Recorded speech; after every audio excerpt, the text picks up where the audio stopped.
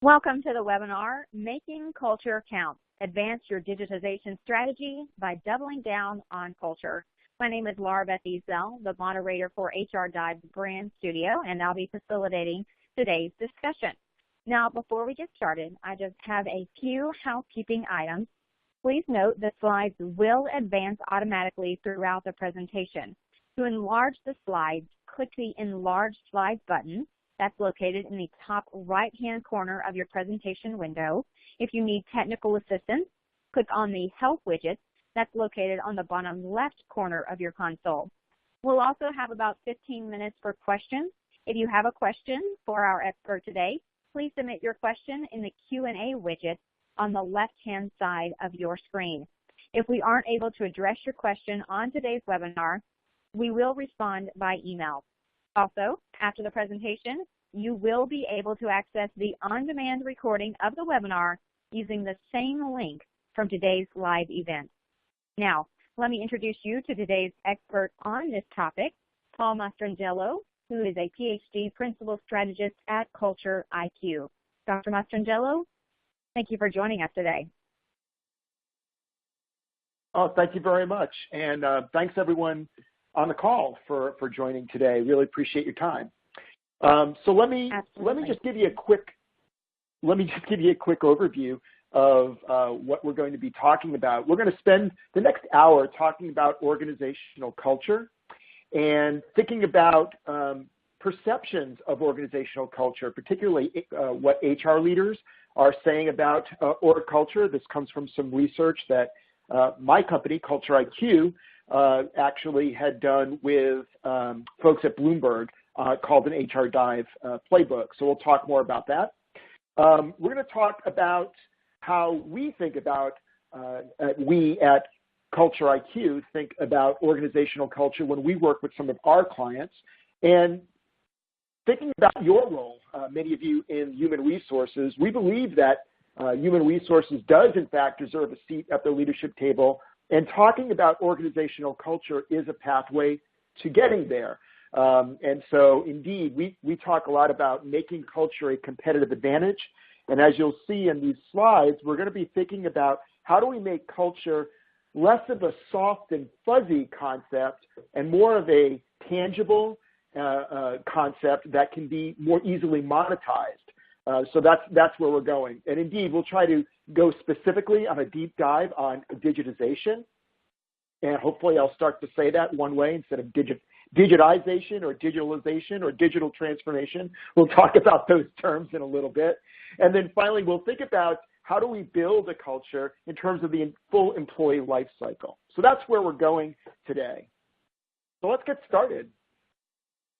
You know, a great place to start is to talk about what do we mean when we think about organizational culture. And I chuckle a little bit because you almost see in the background there's some little faint definitions. There have been books and books and books written about organizational culture, and here we are trying to talk about it in about 60 minutes or so. But let's start with this type of definition. The idea is that culture is a set of behavioral norms.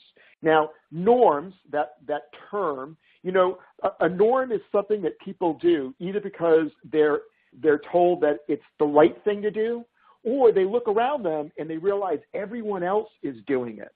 And a lot of times those norms are not even written down. So you'll see in the next line, we talk about unwritten rules, right? So sometimes there are formalized aspects of what the right behavior is in an organization, but many times it's not. People just sort of look around them and they sort of fall into those footsteps that everyone around them is working on. These rules are really shaping the environment that people work in and therefore how work gets done. And many times when academicians talk about organizational culture, they use terms like artifacts and values and assumptions. And so I thought we'd break those three down into maybe some things that are a little bit easier to understand. An artifact, what does that mean? Well, look, in an organization, sometimes there are things, small little simple things that are visible but they convey a deeper meaning. And one of my favorite examples at one company that I am familiar with, there were these green coasters, and dare I say, they're sort of kind of an ugly green coaster. And why in the world does that have anything to do with their culture? Where am I getting that from? Well, it turns out that in a previous office space that they had a wonderful mahogany table that they used for employee meetings as well as client meetings. It was really high quality, really beautiful. And of course, when you have a really nice piece of furniture like that, you of course need to make sure that there are no marks on it, no soda cans that are put down on it. And there were these coasters. Now, the deeper meaning is that this company treated its employees and its clients with utmost respect. They were a top quality company, and they had a certain dignity about them. And so part of maintaining that dignity and that quality was paying attention to details, like no rings on this mahogany table. So what has survived many years later are these coasters. And so those coasters are just a great example of the deeper value, the deeper culture that was going on. All right. The things that I was talking about in my example, things like quality and treating customers and employees with care, these are some values, right? So these are behaviors that are communicated as being important. And the interesting thing about values is sometimes they are very publicly communicated. So quite literally, they can be a plaque on the wall. But a lot of times what employees are paying attention to are the decisions that are made. And so, we say that we're all about agility, but then we have these new processes and manuals and sort of a lot of bureaucracy that are laid on top of us. And so the decisions sometimes communicate something that's not in coordination with the communicated value. And that's what leads to these assumptions, right? These assumptions are things that, okay, we say this, but we actually do that. And everyone sort of nods and thinks, okay, now I understand this is the way it works here, and that's why we have to do things in a particular way. So very quickly, that's what we mean by culture. So what I'd like to do now, because I've been doing a lot of talking, is give all of you a chance to chime in. So we have a poll question for you. Do you agree or disagree that company culture has a strong impact on business strategy? So we'll give you about 30 seconds or so. You want to hit that radio button and then click on the submit button that is just below that. While you're doing that, one of the things I think is interesting about the relationship between culture and strategy, I feel like they interact with each other. So certainly the strategy that an organization is using, that should have an effect on the type of culture that the organization wants. Yet the type of culture that the organization has, indeed, I think, has an impact on the business strategy. Let's see what you think. All right, I've been stalling a little bit. Let's go ahead and see what the results are. So do you agree or disagree that company culture has a strong impact on business strategy? Well, you show up at a session that's talking about culture and strategy, and what do you know? You have a lot of people who agree with that. But still some folks are like, I'm not sure. And some folks would say, geez, it doesn't. I don't see the relationship. So let's talk more about that, right? And you'll see where we're going. One of the things I wanted to do is show you what some other folks, just like yourselves, said on a question very much like this. So let me show you this research now. What you're seeing here on your screen is some results, again, from a study that CultureIQ did with the folks at Bloomberg. And we asked a lot of executives, HR executives, folks like yourselves, to answer questions like this. So do you agree or disagree that culture has an impact on the following things? And over 20% disagree or are neutral. So a little bit more dissent than what we saw in our audience today. But 20% are disagreeing or maybe aren't sure.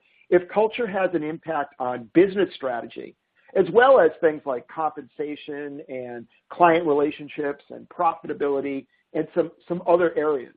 Well, okay, I'm not going to really try to draw a relationship between compensation and culture, at least not on this call. Maybe that'd be something we could do some other time. But with business strategy, boy, we see it all the time, and you'll see some of the examples in our slides coming up. But one of the things that we want to emphasize are some of these points. So let me just put this up here. When we think about culture, and we measure culture at different organizations, we know that it's culture that drives employee engagement. There's the first time we've used that term, employee engagement. You hear a lot about it. There's some folks in the media who say, oh my gosh, the sky is falling. Employee engagement is really very, very low. We don't see that for many of our clients. We actually find that many of our clients have very high engagement. There's a lot of high levels of pride in the organization. Folks are energized by the work that they do, but they are frustrated by other aspects of how the organization and how the culture works. And indeed, that's where there's that potential to maximize engagement through improving some of those frustration points, right? Culture can be a competitive advantage. We have actually done research where we've looked at financial outcomes for companies and then looked at scores for various aspects of culture, not just engagement, but other aspects. We'll talk about alignment and agility. We'll talk about empowerment. We'll talk about some more specific things like improvement emphasis, et cetera. We'll talk about those in an upcoming slide today. But sure enough, when we see that scores are in the top quartile for these types of culture questions, culture assessments, what we find is that they are also doing well in terms of their financial performance, things like profitability and return, stockholder return on value, things like that. And likewise, when we see scores that are relatively low compared to our benchmarks in the bottom quartile, we see low financial outcomes. So it does have an impact. Culture is how work gets done. And so it makes perfect sense that when you see these frustrations, there could be morale issues, there could be efficiency issues, there can be ambiguity. There are a lot of different things that the mixed messages and some of the mixed communications can lead to, right? So managing culture is not a program. I'm sorry, it is a program, it's not a project, forgive me. It is a program, and what I mean by that, it should be an ongoing effort. It's a day-to-day thing. Culture is not something that you should talk about once a year when the survey rolls around, that type of thing. Culture is going to be something that's felt all the time. And what you do with your cultural assessment is something that should be an emphasis. It should be brought to the table for major decisions that leadership is making. And we'll talk about that as we go through these slides as well. So you can see the takeaway here. Give yourself some credit. Give culture more credit. We definitely see the impact on profitability. We see a role throughout leadership, and we see HR's consultative role with leaders on this particular aspect. Okay. So there's an interesting point to be made here. Again, some more research that we were going to share with you today. We asked a question, how much does your company invest in culture initiatives per year? And we broke that down on a per employee basis. Now, I don't know if you can see this clearly, but there are certainly some folks, about 1/3 of the respondents, who said that they spend less than $100 on culture initiatives per employee. And then a little bit more than that, 36%, are saying somewhere between $100 and $500 per employee spent on culture initiatives. And then some folks who are spending even more than that. Well, that's interesting. Here's something that's fascinating, though. When we asked these same folks, well, are you going to be increasing or maybe decreasing the amount that you spend on culture initiatives? Here was the fascinating element. For companies that spent more than $100 per employee in culture initiatives, they found value. and they actually said that they were going to be increasing the amount of money over the next year or so. Whereas the folks who are only investing, under $100 per employee on culture initiatives, these were the folks who are more likely saying, no, we're actually going to be decreasing. What does that suggest? What it tells us is that there's this certain threshold. You've got to get something, from what you're giving, but yet you've got to give enough to actually see the return on investment. So that concept of ROI, return on investment, you have to invest enough to actually see that it's making a difference. And maybe that threshold is around $100 per employee. So look for more from us on that. But I thought that was really worthwhile in sharing. Okay, so culture management. Now there's another term that sometimes you hear, right? Culture management. Boy, that sounds easier than what it really is, I guess, from one perspective, right? How do you manage a culture? Well, you've got a culture. Guaranteed it's there, whether you've planned it or not. If you've got a group of people that are working together, they have those artifacts. They have those values. They have those assumptions. And yes, your C-suite, your CEO, the head of your organization, certainly has a strong role in trying to affect that culture. But as your organization grows more and more complex over time, you know what? There are many people who have an impact on culture. Folks that may not be in the management structure even. These are just folks who are leaders for a different reason. Okay, well, what do we do with it all then? How are we going to make this work? Well, 3 basic steps, right? I'm not saying these are easy, but the first thing, and we're going to talk about this, what is a culture that you need, right? Because a lot of times people say, well, our culture is good, our culture is bad, our culture is toxic, our culture is friendly, whatever. But for all these different behaviors and different assumptions that are going on throughout your organization, we've got to think about what are the types of norms that need to be there based on how your organization is trying to be successful. And I will show you examples of this. So defining what you need from the culture. Second step, actually auditing the culture. When we think about auditing a culture, assessing a culture, we think about it from many different aspects, right? So certainly we ask questions of employees. We'll ask survey questions. We can do follow-up. We can do focus group work. But we also take a look at what I would call the non-verbal aspects of what influences culture. So things like policies and decision-making that the employees actually pay a lot of attention to when they're thinking about what is culture. We'll talk more about how employees are treated, the employee experience. So what attracted them, the hiring process, onboarding, that entire life cycle that we talked about earlier. And then following, right, here's the third step, just change your culture. And I agree, that is, again, easier said than done. But we could talk about, hopefully we'll have a little bit of time left, about methods that we have that help you transform the culture. Once you've pinpointed or isolated the types of norms that you want and the types of things that are going on, now you can dive a little bit deeper to actually make the culture transform where you need it to transform. All right. This next slide is what we would refer to as the clear advantage model. This is something that we work with at CultureIQ. And let me just walk you through the outside part of that model. There's sort of a dark ring. And inside those 3 elements, you'll see engagement, alignment, and agility. Okay.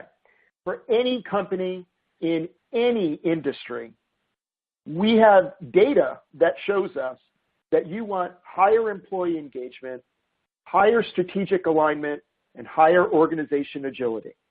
Let me put that into plain English. You want your employees to be energized. You want that energy to be directed towards the right things, even when the right things change, as they often do. Engagement, alignment, and agility. However, we also talk with our clients about things that are specific to how they're trying to achieve their mission. You know, what is their attempt to beat the competition? Even nonprofits. I was with a group last week, and we talked about certainly nonprofits have competition. Even charities, they're competing for folks and for people's dollars. So if you think about, whatever that pie is that in your industry you're after, what is the secret sauce? What is the secret recipe in terms of the way you're going to go about and achieve what you're set out to do? And so we try to take those strategies and we try to bucket them into one of these 10 classifications. We call them strategic objectives. We're not going to go over all of them, right? So things like, customer centricity, where the customer is really the heart and soul of every decision that we make. And you might say, oh, well, every company does that. Well, some organizations go above and beyond and really prioritize the way decisions are made based on customer input. In contrast, there's a solution strategy where, we're not trying to bend over backwards for the customer. What we're trying to do is think about what most customers need and how we can deliver a bundle of products or services profitably so that we can please as many customers as we can. So sometimes we want to say no to certain customers. Sometimes we have to say, no, we've got to fit you into this particular set of products and services. We can't just change it for every customer that we see. So the culture that your employees are surrounded with needs to adjust based on your approach to being successful, okay? What we're going to talk about today, we're going to do a deep dive on one of these strategic objectives, and that is digitization.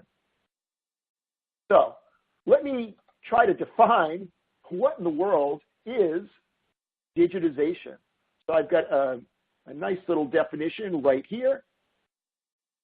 And I know you can read that, right? So digitization or digitalization or digital transformation, if you read about this, it goes under the, different hats, I guess. But this concept of digitization is talking about how organizations will use changing technologies and the systems around those technologies, I'll talk about that in a second, to transform their products and services, their channels, and their operations to achieve a strategic objective. If we break this out a little bit, we can maybe have a little bit more detail. So, specific technologies and their ecosystems. So remember when there was just a cell phone? That was a technology. And then the cell phone had more computing power, and that allowed different applications or apps. And then the apps, as they connected with cell towers, now grew into things such as social media. And so pretty soon, the technology, so the phone was evolving, the apps were evolving, and social media is evolving. And that's what we're talking about. There's not just a piece of technology, but a system, an interactive system of technologies, and they're all changing. And so these things are morphing into new concepts like artificial intelligence. And we talk about that increasingly in the human resource space. And certainly it's been around in other aspects of business. We may circle around and talk about that in a little bit. What we're trying to do then for an organization that's becoming more, digitally focused, now we're thinking about investing in this shifting set or systems of technologies. And maybe it's the entire company, maybe it's for key aspects of the organization, a specific business unit or maybe a specific function. And the idea is to think about how we're going to leapfrog and go into this digital world, whether we're benchmarking against, true digital winners like Amazon or Uber or some of the companies that you hear about, or maybe it's just some of your competitors. Again, thinking about your competition in your industry, what are the things that they are doing well or not doing well, and how does that factor in with your strategy? So this next slide, we wanted to talk more about digitization. What does it mean? What this slide is basically talking about are three different pathways, I guess, that you can think about in terms of how technology, digital technology, is actually being implemented in your organization. So we could talk about the product, we could talk about the channel, and we can talk about the operations and the workforce. So let me give you some quick examples just to sort of break this down a little bit. You know, when I'm thinking about a product, I've been spending a lot of time thinking about Tesla, right? Tesla, that California company that makes electric cars. Now, an electric car is pretty darn cool, and that's an evolving technology in and of itself. But increasingly, you see their strategy is based around software within the car. So if they are to perfect an autonomous driving system, right, autopilot, what you're going to see is they're thinking about how their cars in an autonomous world can be used as if they were taxis or Ubers or Lyfts. And so now there's another revenue stream and potentially a revenue stream for the owners of these cars. And so you heard Elon Musk say, gosh, for an investment of about $40,000, folks can actually be making money from their cars. Now, do I know that that's going to work out? I have no idea. Elon Musk says a lot of different things. But my point is that here's an example of how the product has evolved with technology. It's not just the cool car, but the software and the connections across one car to another and through social media, et cetera. Another example is thinking about the channel. So again, an example to make sure that you understand what we're talking about. You know, think about companies like Starbucks or Dunkin'. These are, you know, largely coffee houses, but when they think about digitization, they've thought about the way that they interact with their clientele, their customers. So they both have rewards programs. They both have programs that are now on apps. And in fact, I'm pretty sure Dunkin' is leading the way on this, but now they're encouraging you to order whatever you want through your phone. And in many places, they're giving a separate drive-through lane so that they can let these people with digital access get in and out very quickly. In and out quickly to a retail company like an outlet like Starbucks or Dunkin' means more money. The more money they can have quickly, the revenue exchanging very quickly, that's better for their profits. So sure enough, digitization makes a lot of sense for them. And then finally, that aspect of operations. You know, here what we're talking about are companies that maybe behind the scenes are using new evolving technologies so that work is getting done more effectively, more efficiently. I think one of the leaders has been Amazon, as they have these almost robotic and conveyor belts and everything that's being scanned and coded. There's inventory checks. There's even predictive ordering tools to anticipate what people are going to be ordering. Whether it's a mass thing, like when storms go through and all of a sudden, Walmart does this a lot too, by the way, suddenly different outlets are expecting more batteries to be bought and more bottled water to be consumed, things like that. So these are all examples of how digitization can be brought in different ways in terms of the products, in terms of the channels, in terms of the operation. All right. The interesting aspect in our conversation today is that a lot of times leaders get hung up on the technology. We spent $1 million and brought in this thing. And what sometimes gets ignored is what's below the surface. Sure, there's the thing, but the thing is having an impact on how people behave. And so whether it's their use of a new software program, for example, or the interaction between one piece of technology and another technology, this is where you have the most to be gained or lost, right? And so you see that a lot of executives aren't seeing what's below the surface in terms of these enterprise changes. So that is why we circle back and talk about organizational culture. If the workers can actually have behaviors and norms that support the digital transformation that you're leading to, then that is going to make for a better execution of your strategy. So let's talk about some of the shifts in business and how that can be translated into capabilities or aspects of your culture that you want to enforce. So I'm not going to go through all 6 of these, but I thought I would highlight some of them. For example, that first one in the upper left, data reliance deepens, right? So we know this, whether we're talking about employees or customers, the more information that we get, the more we want. We start to take it for granted. As anyone who has had a smartphone will tell you, more and more we rely on our phones in terms of the information that we can access. One of the interesting consequences, however, is now that there's more and more information that's hitting us, we are becoming overwhelmed with all of this data to the point where sometimes it's slowing down our decision making. So we as human beings can only process so much. When we see more and more consequences of our decisions, more and more options for how we could proceed, our natural reaction is to slow down and go, I'm not sure what I need to do. And we see work that gets slowed down. So that's a shift. We can talk about, demand growing more and more personal, right? So customers in particular are looking for something that's not a machine. Right? They're looking for something where, look, I don't want to be treated, as I was talking earlier, in that solution strategy approach where companies try to get their customers sort of bucketed into these slots to more profitably provide them with products and services. But yet customers don't want it to be obvious. They want to feel like they're being treated in a way that's specific to their circumstances. So that becomes a complication in our world.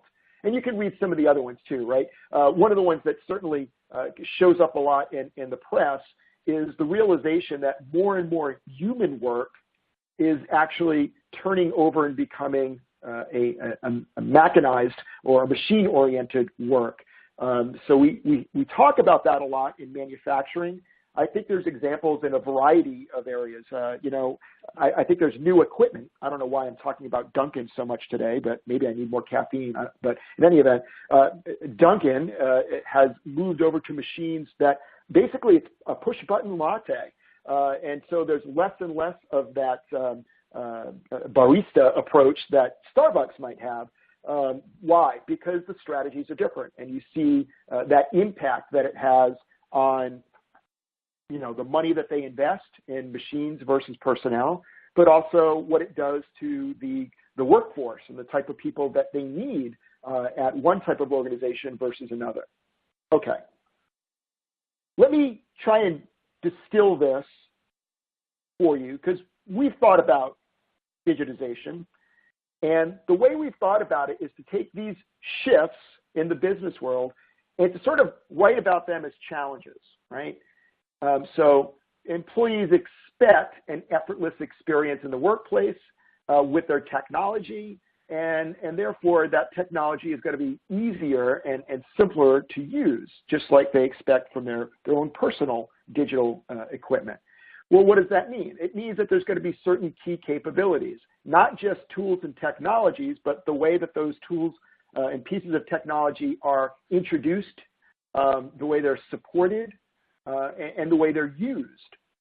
So now, if you're thinking with me in the big picture, we're in the realm of human resources again, because now we're talking about things like training. We're talking about things like making sure that we've hired people with the right set of personal capabilities so that they are able to use and think in this world with this particular technology. And we've got to support them over time. And the same is true for some of these other challenges that we see. What we've got here are capabilities. These are the capabilities that we would introduce to you as being necessary for your culture if you're trying to succeed in this digital transformation. So along the bottom, orienting towards improvement, monitoring the tolerance for risk, understanding customers' perspective, customer insight, et cetera. There's a lot of knowledge sharing, particularly across functions, that needs to take place, and a lot of listening. And I would say that listening is one of those elements of culture that I think we need to pay more attention to internally and externally. And we'll circle back to that thought. So here, if you will, are key capabilities for the culture.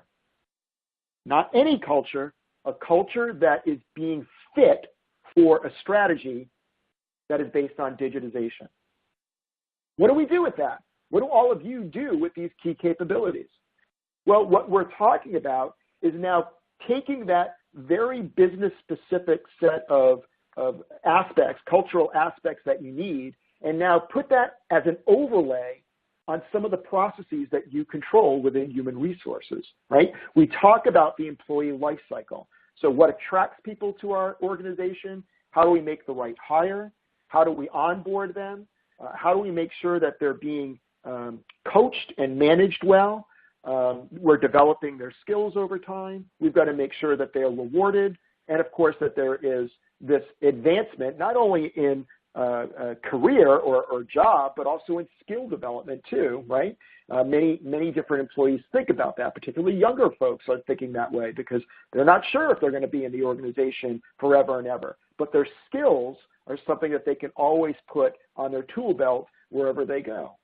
And of course, you see more and more efforts getting on the people who leave an organization, folks who have exited, offboarding, and even alumni networks. You see more and more alumni surveys. In fact, there's a fair bit of thinking that a lot of times the people that you should seek out to hire are folks who have already been in your organization. Maybe it's time to hire them back.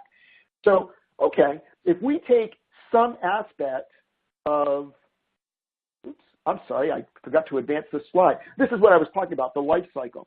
So if we take some aspect of a particular culture for digitization, so let's talk about understanding the customer perspective.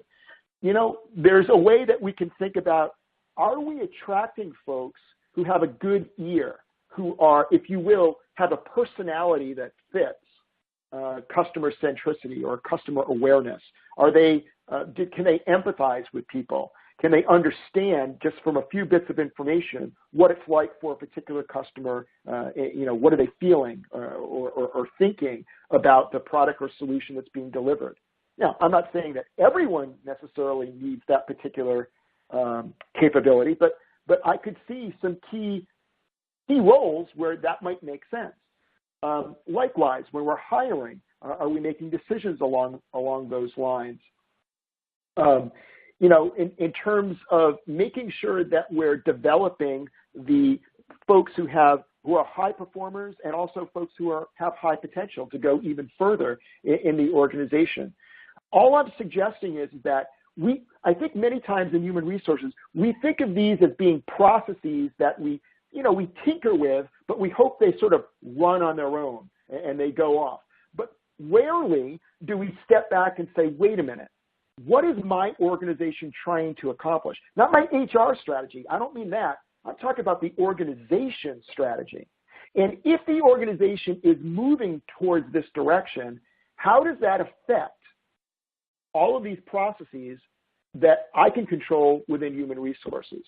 That is exactly where we want you to think about in terms of managing culture, managing who is being brought on, who stays, who leaves, the development of the right skills.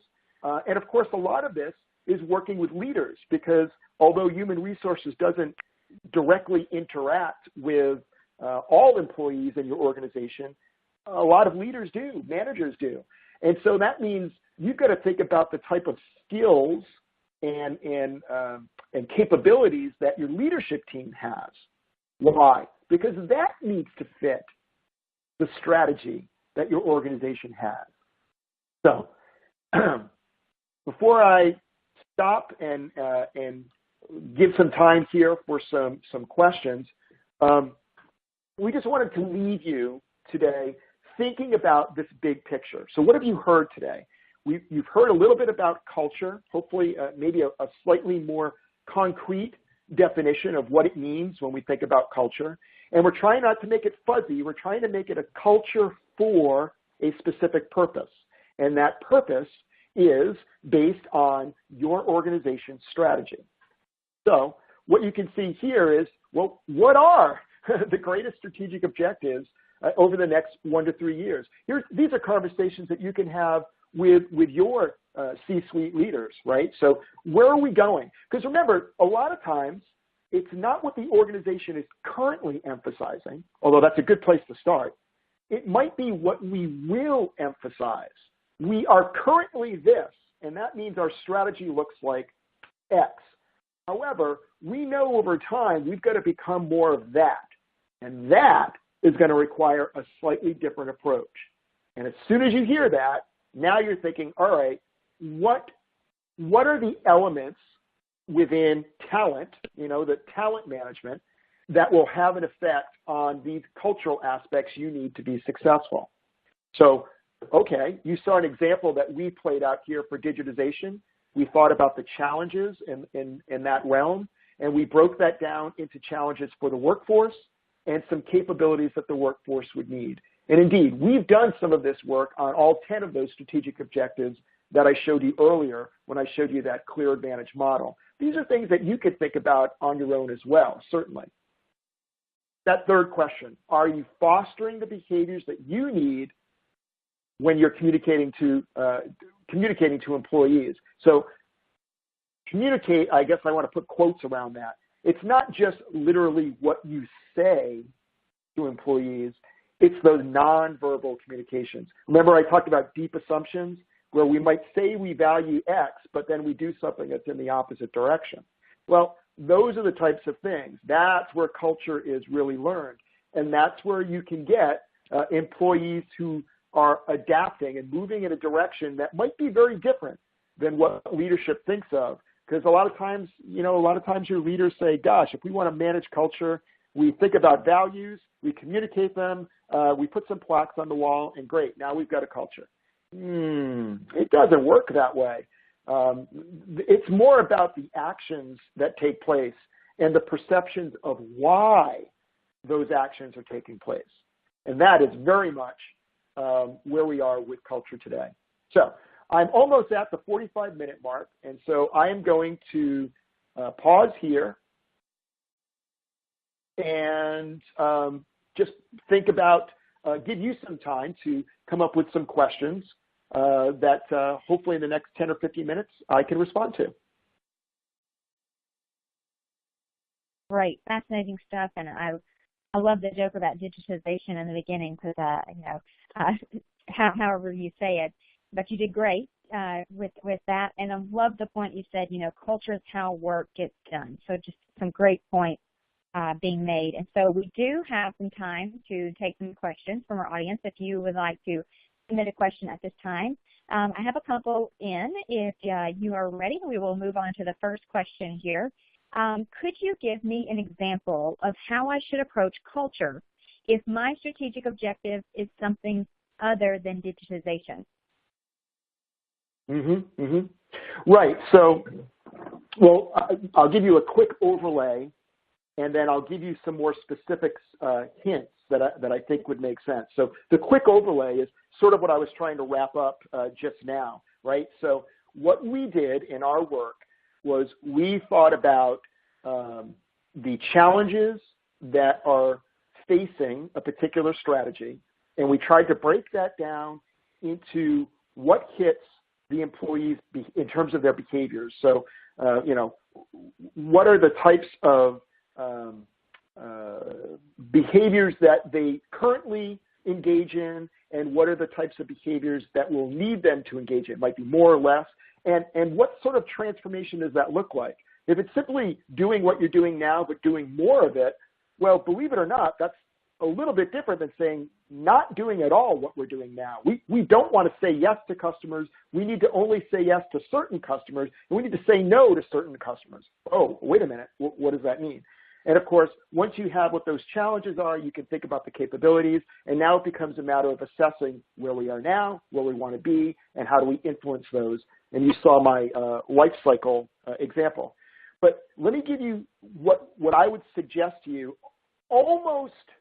It almost doesn't matter in terms of what your strategy is. We are seeing a need for employees to better collaborate with other employees. Now, what I'm about to say will make you smile because you already know this. Companies, shockingly, organizations are very siloed. I know, who knew? They're siloed, wow. Yeah, but what happens is the best organizations have a leadership team where my boss is expected to take all of her direct reports and make them interact freely with people in other parts of the company.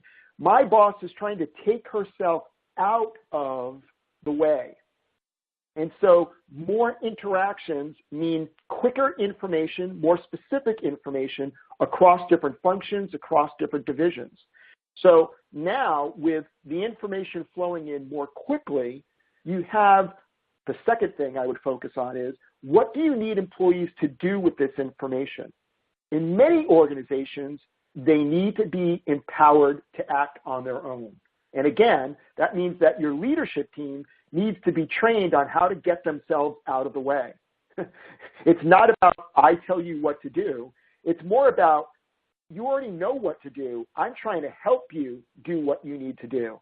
And by introducing you to the right folks internally, giving you suggestions of how to proceed. So this idea of collaboration and the right form of leadership to fit collaboration, I think are some good starting points, almost regardless of what your strategy is. Great answer. Just a reminder to our audience, if you would like to submit a question, the Q&A widget is where you can do that. It is in the left-hand side of your screen. I wanted to give that a reminder because we had a question about that. So go ahead and submit your questions if you still have one. But while others are submitting questions, I do have another one ready for you. Here it is. Could you talk more about creating an agile workforce? You know, what does that exactly mean? Yeah, I did slip that in there, didn't I? So agility. When we think about organizational agility, we tend to think about a nice little 2x2, if you're picturing in your mind a 2x2. So on one axis, we're thinking about what happens at the company level and then what happens at the work group or the team level, right? So there's the company and then there's the stuff that's maybe closer to the employee's circle, if you will.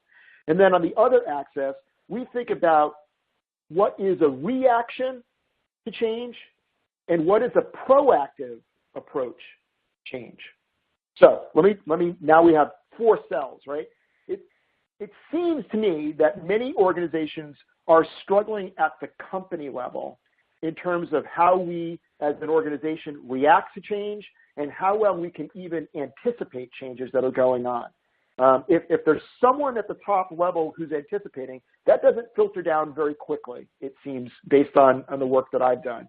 And of course, the reaction to change. Now that this storm has hit, what do we do about it? Again, the communication downward is not very, very good.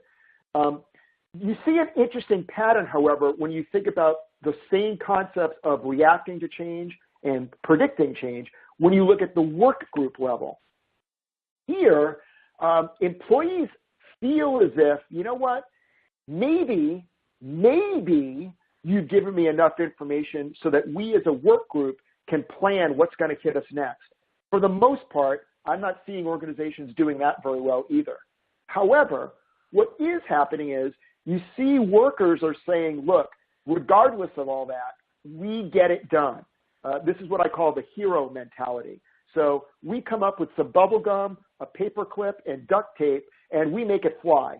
For those of you who remember the TV show MacGyver, this was a MacGyver moment. And I think a lot of employees feel like that's the way it works. When they think of agility, they're like, you're not giving me the time or the information or the resources. And so we've got to run around as best we can to make it work. Now, on the one hand, that forms pride, because people like to do a good job, and they're proud of the fact that they did find the bubble gum, the paper clip, and the duct tape. But in terms of being scalable and in terms of sustaining that sort of behavior, building your strategy for the next 3 years on that seems very iffy. Those are the aspects of agility that I think are lacking. So being more proactive at the company level, spreading that information out, and then once something hits, again, reacting to it in a way that you can tell folks this is the way, orchestrating the changes, right? This is the way we need to proceed. Great answer there. We're going to move on to a next question. This is from Patricia. As HR professionals, how do you get leaders and owners to understand that the culture needs to change when you know the issues, but they don't want to take the time to make needed changes? Yeah, that's a great question, and yeah. It's not uncommon, shall I say, right? Look, here's going to be my answer to this. What I would do when you have data that again, and I'm going to use the term fuzzy. If you've got some fuzzy stuff, softer stuff, right? And is there a way that you can talk with maybe it's your second tier leaders or leaders even lower than that, where if you knocked on their door and said, look, I'm seeing these types of, fuzzy descriptions of what's going on. Can we have a conversation about what that means for the work that you're in charge of? Let me see if I can give you a quick example here. I remember working with one organization, and we were doing some survey work with them. And I'm a little fuzzy on all the details, but my memory is that there were some trust issues. The employees didn't feel that they were trusted, right? And there was also a lot of bureaucracy. So basically, you're getting in my way. And this was a type of workforce that was very senior. In other words, they had a lot of years under their belt. So they felt that they knew the job and they knew what they needed to do, but they were getting no support. And one example that I can recall, I remember speaking with the leader before and then after some actions. And what she described was, look, we had this cabinet. And inside this was, by the way, this was a part of the organization that worked with equipment. So this is physical equipment, and it was like a maintenance crew. So they were in charge of making sure the equipment ran right. And she's saying, you know what, we have this cabinet, and it's just a degreaser. It's a can of degreaser. It's like WD-40, for those of you who ever go into a hardware store. It's like that. And we were afraid for the past 5 years that people would walk away with those cans. And so we started locking them up. We locked them up. And when I was talking about our scores from the survey and not being trusted, et cetera, well, this was the example that was brought forward. And this, again, this is the leader that's talking. And she's saying, this is ridiculous. We're talking about a $3 can of degreaser. Not only did I unlock that cabinet, I threw the lock away. And it was a great way of making the survey come to life in terms of behaviors. We do trust you. We do want you to, break free of our rules. Now, but your question was about leadership. How do we talk with leaders about taking action on these types of soft things? Well, here's what this particular leader did. Her personality was, I started tracking the amount of time that it took for our equipment to get in and out, and whether that equipment stayed fixed. And what do you know? With this one simple change, this is a very simple change, we had improvements in time, and that improvement in time transferred over to an improvement in money. We were now operating more efficiently just because of how the survey was boiled down to a specific instance, a particular behavioral, what we used to call a critical incident. For those of you who have as many gray hair as I do. So if I were to sum all that up, you need to take those soft cultural aspects, the survey results, for example, find a leader who gets it. Work with him or work with her for examples of how these types of things become real and how they interfere with the work. And then work with him or her to start thinking about time estimates or efficiency metrics or dollars and cents, right? So that now you can say, look, the survey brought this up. I talked with this leader, and now we're estimating that we're going to save $30,000 per quarter because of this effort. That should get people's attention. And I would find the leader that wants to make a change and document that process, and then go more and more to the leaders who are a little bit more stubborn and build some pressure on them. Hey, we could do this with you too. This is what I can do at HR. I can support you in getting your goals done using my tools and processes and thinking about culture. So I hope that was a good answer for you. I thought that was a great question and a great response, and loved the example you put in there, which really brings it to light of something can be done. I've got another question for you here. Here it is: how to effectively champion culture from headquarters to branches. And this particular person says they have 75 branches. Yeah. So the way, again, I think if you asked many different people, you might get different answers. But from what I've seen that works, you've got to involve other folks. So if you've got 75 different branches, I would do a little bit of research and figure out within each of those branches, and I realize that may sound like a daunting task, but just hear me out for a second. If I can get some communication from each of these 75 different branches and almost ask the people at those locations, right, who are the folks who really can address and address blank? I don't know what it is that you're working on. Let's say it's digitization. Let's say that you're rolling out some new software and it's not going smoothly, or whatever the issue is that you think is going to bring, again, return on investment, okay? So note, focus on something specific. Then go to the employees within these different branches and say, look, who are the people who really know what's going on?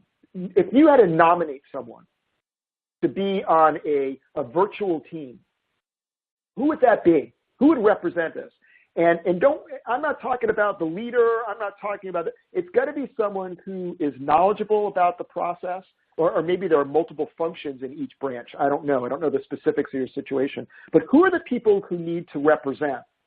And if you have these people brought together, again, in person would be great, but virtual is possible. But I think you need a combination of both. I think you need to start with people in a room together. If you start to pull some people together, maybe you start with one particular region or one particular product segment so that it's even less daunting than 75. If you say, all right, here's what we're going to do. We're going to bring the leader in. We're going to bring representatives that all the employees have suggested need to be here. Now, what you've done is you've involved every employee in a representative team. This team is now working with the leader. The leader's going to make sure that whatever the team brings to the table, it is going to be possible to work on, and there's going to be budget and resources in order to work on it. And then there's going to be this, almost like they're acting like liaisons. These folks can now then go back to their branches and say, you know what? We thought the problem was, this. It turns out it's not really this, it's this other thing. And so what we talked about was improving this other thing. And here's the approach. Do you think it will work? And of course, that particular branch will say, well, it might work. Or, gee, what about this particular account? Will it work over there? Gee, I don't know. And now this person goes back and talks with other folks on this action team and the leader. And now you've got ongoing information at the grassroots level being fed directly through a knowledgeable person, a trusted person who's having an interaction with the leader. And these now, and I'm going to go back to what I just said, imagine that changes are being made and someone, maybe it's folks in HR, are documenting this is what the process looked like before, and now, because we made these changes, here's what it looks like now. And these aren't survey scores. These aren't cultural aspects. I'm talking about dollars and cents, things that are metrics that leaders pay attention to. Find your success with 5 of those branches, or 6 or 10, whatever it is, and now communicate that, showcase that to the other 60, 65 branches and say, look, this is what we're talking about. This was the success that we had. We want to start rolling this out in other places. And so you lead with the folks who you think are going to support the change more easily, and you highlight the successes. Great. Well, let's squeeze another question in here for you. What tips do you suggest to create ROI for an investment in digital technologies? Again, a little difficult because I don't know all the specifics of your situation. And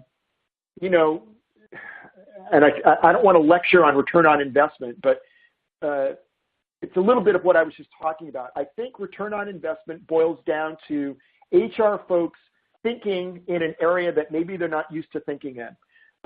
So we understand budget because HR folks like us, we tend to understand constraints. We're given this amount of money to do stuff. Okay. But what we have to think about is that investment. So if we were to think about where to invest money or where to help leaders invest their time and energy and money, so that we can see the most bang for the buck. I'll try and do this very, very quickly because I know we're running out of time. I like to give an example of a fast food restaurant. So if I were in charge of a fast food restaurant, perhaps there's someone in charge of making French fries. And if you've ever seen or made French fries, it's pretty easy. You take the frozen French fries, you put them in a basket, you hit a timer, and when the bell goes off, you dump the French fries out and you serve them. It is not a complicated job, and the consequences of that job are not necessarily a major impact on revenue for the store. Let's take another job at this same fast food restaurant. Imagine the person who's in charge of the drive-thru. If this person screws up, there's a line of cars wrapped around the store, food is not getting served, and therefore no revenue is coming into the store, and customers drive away in a not-so-good mood. My point is that there are certain types of roles or jobs that are more valuable either to the mission or to the initiative at hand. If you can identify those jobs, what are the key roles, and start working with them, it is easier to demonstrate return on investment when the impact is going to be larger. If you were to decrease the drive-through time by 20%, you can actually show the increase in money that comes in. And that ability to say, this was the effort, here's what we got out of it, that's ROI in a nutshell. So again, I would think about not trying to tackle the whole ocean, but thinking about the right place to start. I hope that was a quick but decent answer. Great. You did a great job, and we thank you so much for your time today. Thank you. I appreciate the ability to be here and speaking with you all, and I appreciate all the questions too. Thanks a lot. Yes, great engagement today, and that's all the time we have today. A big thanks to Dr. Mastrangelo and, of course, our audience for joining us. As a reminder, today's webinar will be available on demand, and a link will be sent to you after the webinar. Also, please take a moment to download the excellent resources provided by CultureIQ in the resources widget on the right of your screen. Have a great day, everyone.